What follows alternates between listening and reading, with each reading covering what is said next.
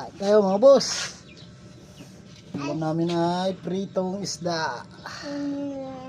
Tapos meron tayong atay ng manok. Sasawa namin suka na may sibuyas. Let's go! Ano? Ano friends?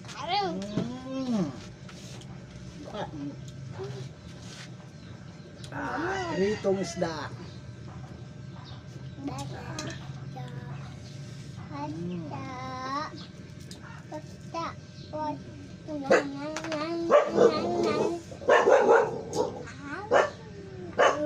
Sausaw.